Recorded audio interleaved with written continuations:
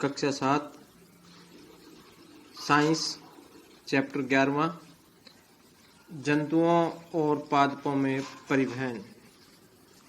इसके अंदर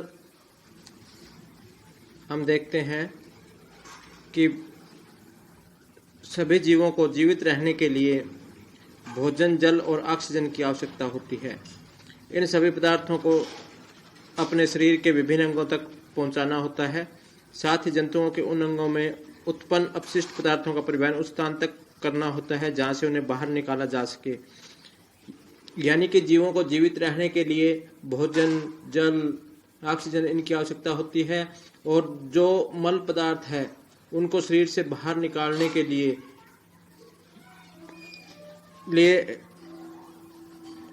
बाहर निकाला जा सके, उसके लिए हृदय, रक्त वाहिनियां दिखाई दे रही हैं। हृदय और रक्त वाहिनियां संयुक्त रूप से हमारे शरीर का परिसंचरण तंत्र बनाती है। तो अब है परिसंचरण तंत्र। रक्त जब रक्त लाल रंग का तरल और तरल पदार्थ है, रक्त वाहिनियों में प्रभावित होता है। यह पाचित भोजन को छोटी आंत से शरीर के अन्य भागों तक ले जाता है। फेफड़ों से ऑक्सीजन को भी रक्त ही शरीर की कोशिकाओं तक ले जाता है। रक्त शरीर में अपशिष्ट पदार्थों को बाहर निकालने के लिए भी उनका परिवहन करता है। रक्त विभिन्न पदार्थों को किस प्रकार ले जाता है? रक्त एक द्रव है जिसमें विभिन्न प्रकार की कोशिकाएं निलंबित रहती है। रक्त का तरल भाग प्लाज्मा कहलाता है। रक्त में एक प्रकार की कोशिका होती है जिसे लाल रक्त कोशिकाएं यानी आरबीसी कहते हैं, जिसमें एक लाल वर्णक होता है जिसे हीमोग्लोबिन कहते हैं। हीमोग्लोबिन ऑक्सीजन को अपने साथ संयुक्त करके शरीर के सभी अंगों में और अतः सभी कोशिकाओं तक परिवहन करता है। हीमोग्लोबिन की कमी होने पर शरीर के सभी कोशिकाओं को कुशलतापूर्वक ऑक्सीजन प्रदान करना कठिन हो जाता है।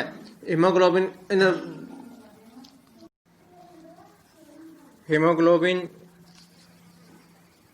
की उपस्थिति के कारण ही रक्त का रंग लाल होता है।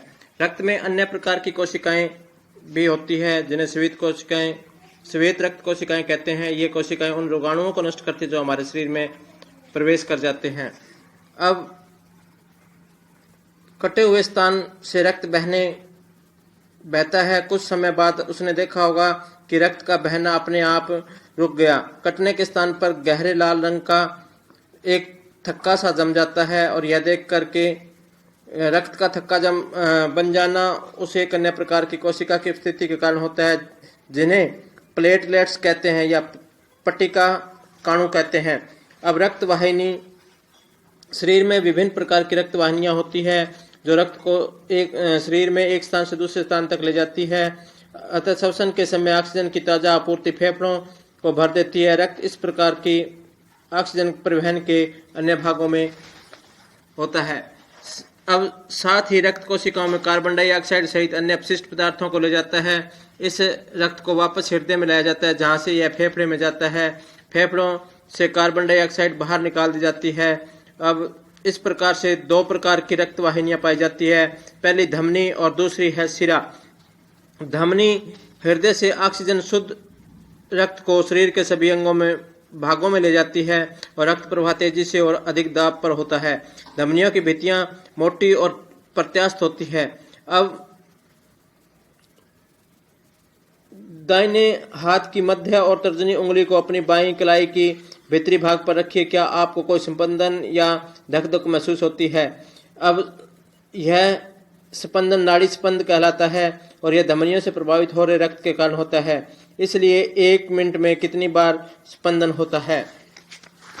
अब देखेंगे कि विश्राम की अवस्था में किसी स्वस्थ व्यक्ति का जो स्पंदन दर है वो 72 से 80 स्पंदन प्रति मिनट होती है। यानी कि जो स्पंदन का अर्थ है कंपन, यानी उसको जब हम हाथ में पकड़ करके देखेंगे तो 72 से 80 तक इसकी काउंटिंग होती है। अपने शरीर में अन्य ऐसे भागों को पता लगाया जा सकता है। अब वे रक्त वाहिनियां जो कार्बन डाइऑक्साइड से मृत रक्त को शरीर के सभी भागों को वापस हृदय में ले जाती है, वो उसका दूसरा भाग है शिराएं। शिराएं कहलाती है। शिराओं को भित्तियां अपेक्षाकृत पतली होती है। शिराओं में ऐसे वाल्व होते हैं जो रक्त को केवल हृदय की ओर प्रभावित होता है। अब धमनियां छोटी छोटी वाहिनियों में विभाजित होती दिखाई देती है। ऊतकों में पहुंच करके वे पुनः अत्यधिक पतली नलिकाओं में विभाजित हो जाती है, जिन्हें कोशिकाएं कहते हैं। कोशिकाएं पुनः मिलकर के शिराओं को बनाते हैं जो रक्त हृदय में ले जाती है। हृदय वह अंग है जो रक्त द्वारा पदार्थों को परिवहन के लिए पंप के रूप में कार्य करता है या निरंतर धड़कता रहता है। एक ऐसे पंप की कल्पना है जो वर्षों तक बिना रुके कार्य करता है। यह बिल्कुल असंभव प्रतीत होता है, फिर भी हमारा हृदय जीवन पर्यंत बिना रुके रक्त को पंप करने का कार्य करता है। तो यह है हृदय का चित्र। यहाँ पे महाशिरा, दायां आलिंद, वक्षों के बीच के विभाजन की दीवार, दायां निल्य और ये बायां निल्य, बायां नालिंद और फुसफुस शिरा, फुसफुस धमनी और महाधमनी ये है। तो आपने ये हृदय का चित्र कापी पे बनाना है। अब हृदय वक्ष गुहा में स्थित होता है, जिसका सिरा थोड़ी बाईं ओर झुका होता है। अपनी उंगलियों की ओर भीतर की ओर मोड़ करके मुट्ठी बना लीजिए। आपके हृदय का माप आपकी मुट्ठी के बराबर होता है। अब हृदय में कार्बन डाइऑक्साइड और ऑक्सीजन शुद्ध रक्त परस्पर मिल जाए तो क्या होगा? ऐसी स्थिति उत्पन्न होने के लिए हृदय 4 कक्षों में बांटा है। ऊपरी 2 कक्ष को आलिंद कहते हैं, 2 कक्ष को निल्य कहलाते हैं। कक्षा के बीच में विभाजन की दीवार को ऑक्सीजन शुद्ध समृद्ध और रक्त और कार्बन डाइऑक्साइड से समृद्ध रक्त को परस्पर मिलने नहीं देती। परिसंचरण तंत्र की कार्यविधि को समझने के लिए हृदय के दाईं ओर से आरंभ करते हुए तीरों द्वारा इंगित दिशा का अनुसरण कीजिए। इस चित्र के तीरों द्वारा हृदय से फेफड़ों में और वापस हृदय में रक्त प्रवाह की दिशा दिखाई देगी, जहां से वह शेष शरीर में पंप करता है। हृदय स्पंद। हृदय के कक्ष की भित्तियां पेशियों से बनी होती है। ये पेशियां लयबद्ध रूप से संकुचन और विश्रामित करती है। यह लयबद्ध संकुचन और इसके बाद होने वाली लयबद्ध विश्रामित दोनों मिलकर हृदय स्पंद यानी हार्ट बीट कहलाता है। हृदय का स्पंदन जीवन के हर क्षण होता रहता है। आप अपने वक्ष की बाईं तरफ हाथ रखें तो अपने हृदय स्पंदन को महसूस करते हैं। चिकित्सक आपके हृदय स्पंदन को मापने के लिए स्टेथोस्कोप नामक यंत्र का उपयोग करता है। स्टेथोस्कोप है ये इसके अंदर ट्यूब और ये चेस्ट पीस और ये श्रोतिका।